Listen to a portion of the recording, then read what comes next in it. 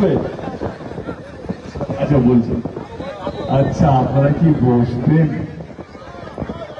তুমি কম শুনতে পাচ্ছ, বলুন না।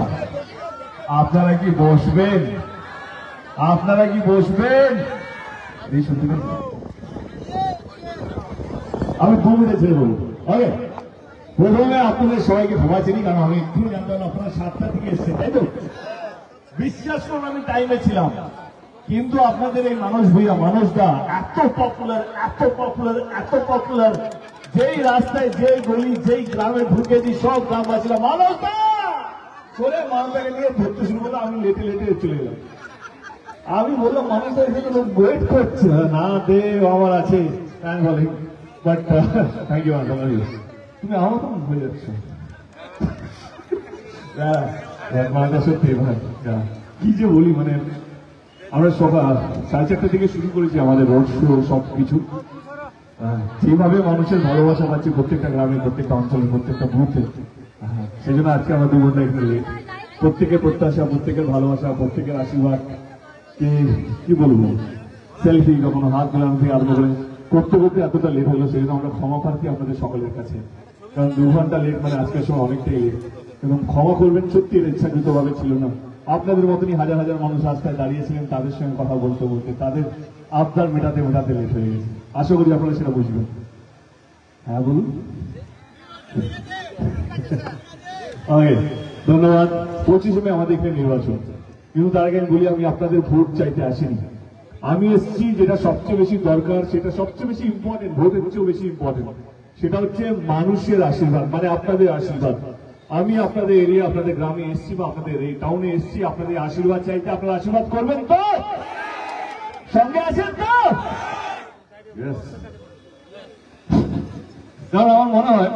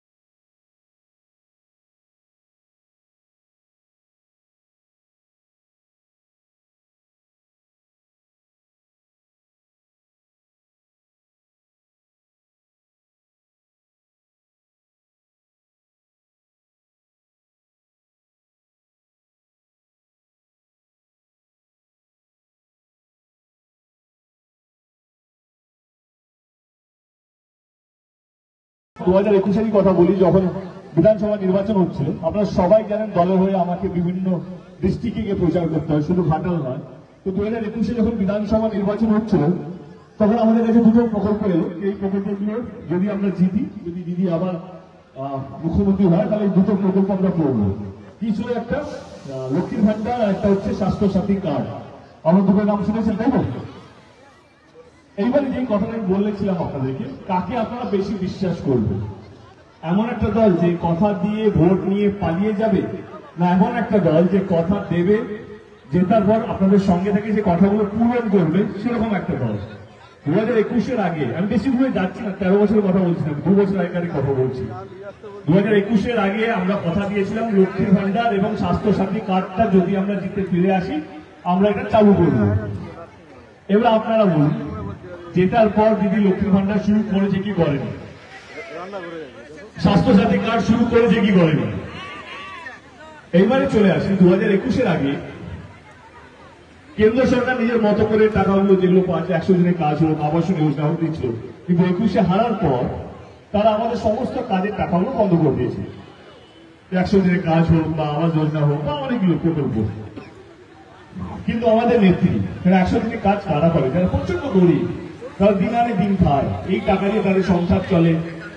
বাচ্চাদের স্কুলের বা কিছু একটা আবদার বা কিছু পুজো বা যেই হোক, কিছুদিন আগে ঈদ গেল, কালকে আমাদের নতুন বছর শুরু হয়, বাংলার নতুন বছর। তাদের এই 100 দিনের টাকার যে রোজগারটা সেটাই সম্ভব, কিন্তু কেন্দ্র সরকার 2 বছর ধরে সেটা বন্ধ করে দিয়েছে। দিদি বললেন না, এইভাবে তো চলবে না। 100 দিনের কাজের টাকা আমাদের নেত্রী, আমাদের রাজ্যের মুখ্যমন্ত্রী এবং আমাদের রাজ্য সরকার বললেন কি আমরা দেব। এবার আপনারা বলুন, কোন দলকে বিশ্বাস করবেন? যারা ভোট নিয়ে পালিয়ে যায়, না এমন একটা দল, তার মুখ্যমন্ত্রী, তার নেতা কর্মীরা যারা আপনাদের পাশে থাকে, আপনাদের সুখ দুঃখে যাতে আপনাদের কম কষ্ট করতে, তার পাশে তাকে ভোটটা দেবেন। এবার চলে আসি আমার কথা। আমি 2014-তে প্রথমবার নির্বাচিত হয়ে সংসদে গিয়েছিলাম। ঘাটালের সবচেয়ে বড় সমস্যাই ছিল, ঘাটাল লোকসভা কেন্দ্রে, যেহেতু আমি সহভাগীও আছি, সহভাগীর সবচেয়ে বেশি সমস্যা হচ্ছে যখন অতিরিক্ত বৃষ্টি হয়, তখন অনেকগুলো অঞ্চল সহভাগে জলের তলায় চলে থাকে। 1-2 দিনের জন্য নয়, মাসকে মাস। যেহেতু আমাদের একটা কৃষি জমি আছে, এখন ধান কাটার সময় চলছে, জমিগুলো জলের তলায় থাকে, কৃষকদের অনেক লোকসান হয়, গরু ছাগল ইত্যাদি ইত্যাদি। কত মানুষ মারা যায় বন্যা সাপে কাটার জন্য, আমরা সব দেখেছি। আমি কথা দিয়েছিলাম 2014 পর পার্লামেন্টে গিয়ে প্রথম আমি বক্তৃতা রাখবো ঘাটাল মাস্টার প্ল্যান নিয়ে। আপনারা সবাই জানেন ঘাটালের মাস্টার প্ল্যান নিয়ে প্রথম বক্তৃতা রাখি সংসদে বাংলায়।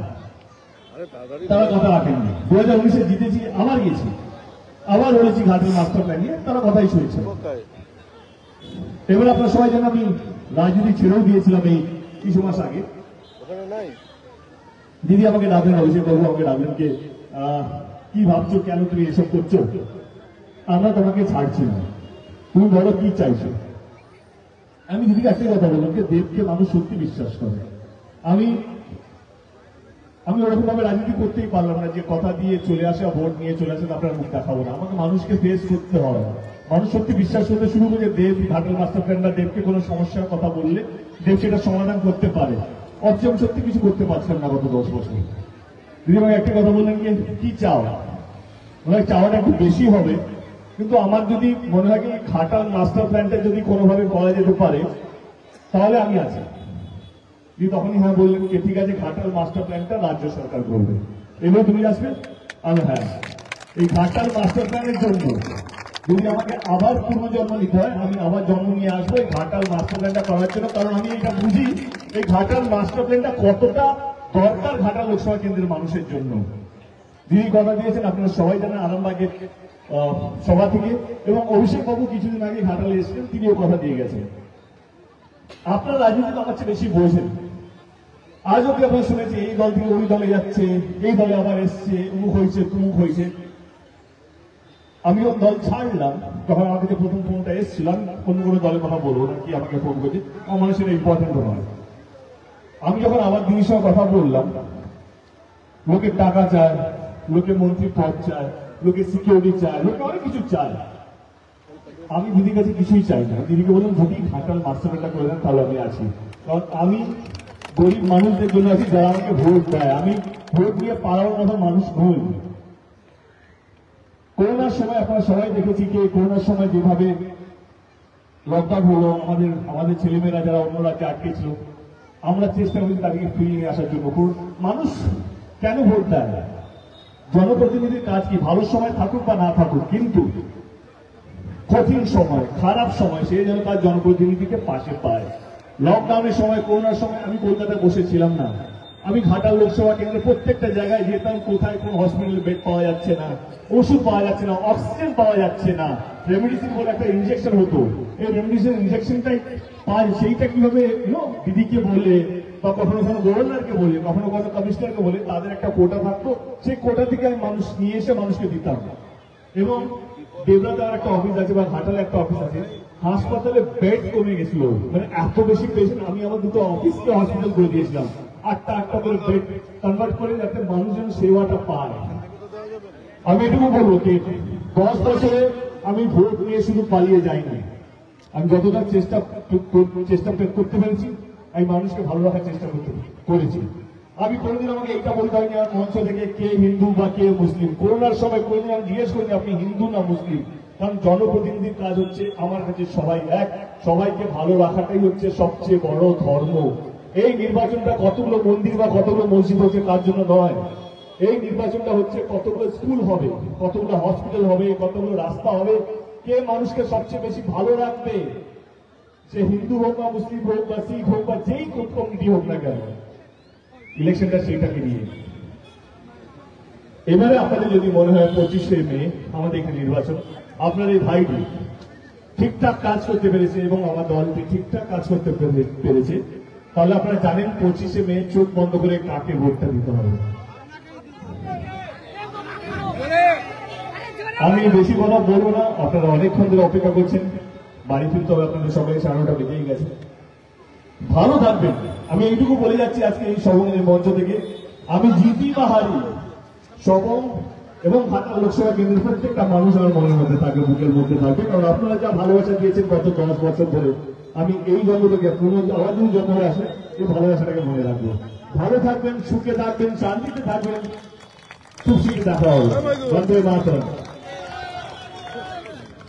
সবাই